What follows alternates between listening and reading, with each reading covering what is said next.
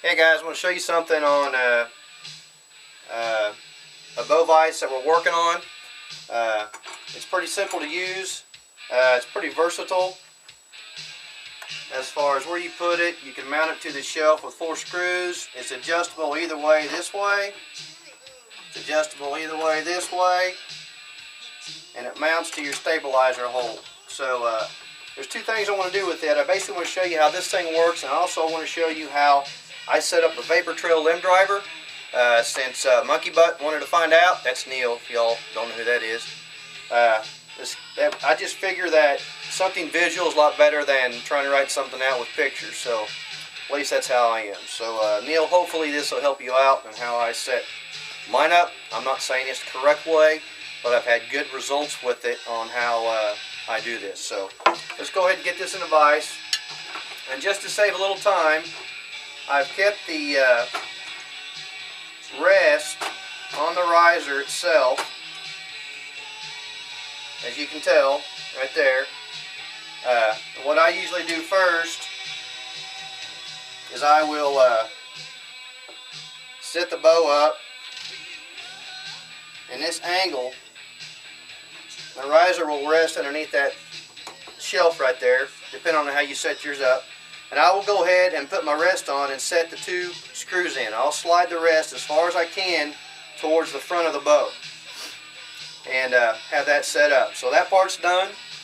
I will bring my bow up, and now I'm going to set the up and down. I usually don't have a loop on here, but for time reason I already have it on. And but I will lay the arrow in there on top of my rest, and I will have the top part of my D-loop not tight, but tied like that. Nothing on the bottom. And I will kind of hold that until I get level with the top of the booger holes. It's also a line just above the booger holes on this one where the serial number is that I can kind of guide as far as my up and down. Once I get that set, I'll pull that tight, and then I will tie the bottom part and get my D-loop set. So all this is level with the top of the booger holes. Next thing I will do, I need to find out my center shot, my left and right. And the thing that I use is the Easy Eye, and it's a laser is what it is. I'll mount it to where my sight goes on.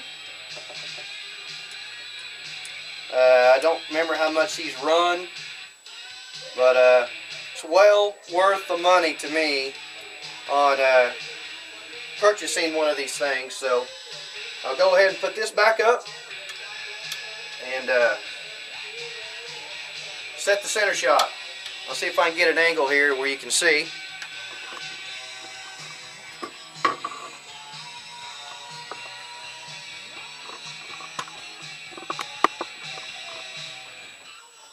I'll take my laser, I'll turn it on, and I'll make sure you can see where I've got it on. I've got it set. I'll move it up and down the string there where you can see it. That's in line with the string right there. Next thing I will do is I'll twist my laser down to about the center of where my shelf is. Kind of give you an idea where it's at. And I will put my arrow in now. Kind of like that. As you can tell, it is not in line with that laser. You can see that it's off. So, what am I going to do? I'm going to slide my rest out, which is what I'm going to do now. It's just kind of hard doing it all by myself. I'll loosen this one, loosen this screw. Of course, you guys probably already know this, but you can see the laser there coming into line. That'll help me get halfway in line instead of more or less eyeballing it and trying to guess. Right there is where the laser is, and it's pretty well in line. So next thing I do, I'll see if I can get this to where you can see it. But you can see the laser going right down the arrow on the string. It's running all the way down on the arrow.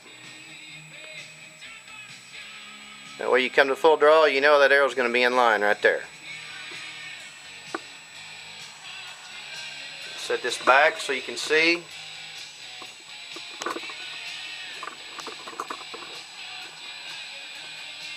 Next thing I will do, I'll turn my laser off, take my arrow out, turn my bow down. I need to take this off. Easy eye.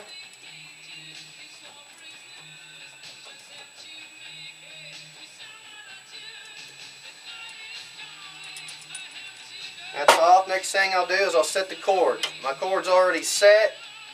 The length, I use a button because that's what I like.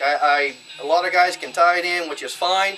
But if I need something quick, I can put it in my vise, set it down, and loosen this bolt and still be able to adjust everything if I happen to have too short a cord, which sometimes I've done.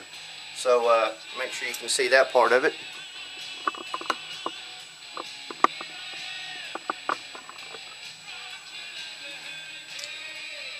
By having this like this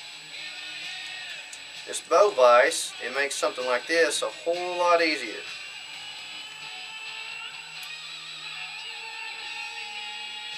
If I have to, I can pull up on that and then get my screw started by doing that. My screw is started right now. Like I said, either way you want to do it, tie it in with a button, your preference. I like the button. Alright.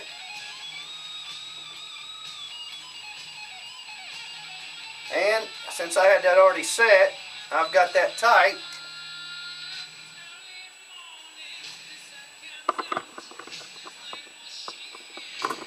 You can see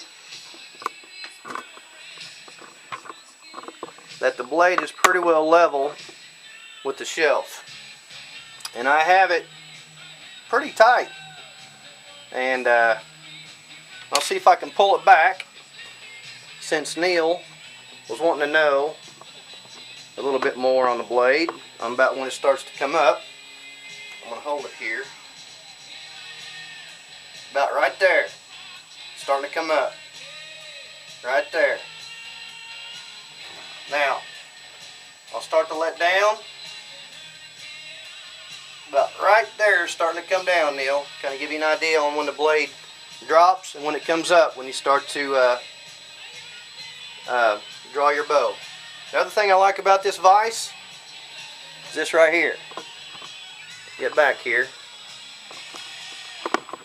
When I'm done doing all that and I have everything set up, I'll turn this vise like this. Just like that. Be able to work on your peep, tie it in, whatever, and it's pretty sturdy right there, holding it in. So I'll put this back up. I'm curious just to see what it's going to do just right out of the vise set up like this. So let's shoot an arrow through a piece of paper, see what she does.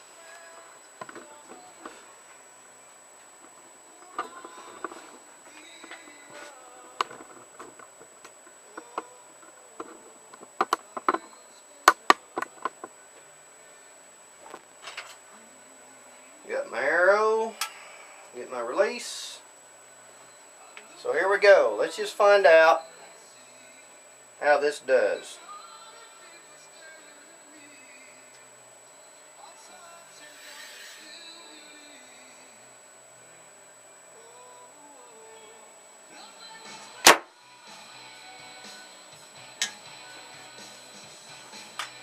Let's take a look at this real quick.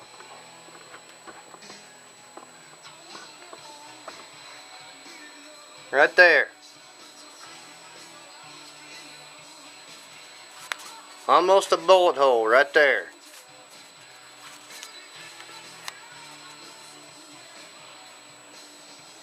Real close. Like I said, this is just something that is a starting point.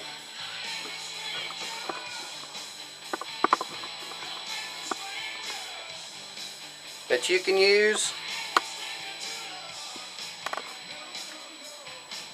and see what you think. So Neil, something for you and something for you staffers to see firsthand. Really hope that you don't share this yet due to the bow vise, because you guys are going to be the first ones to probably get it. So hope it helped you, monkey butt.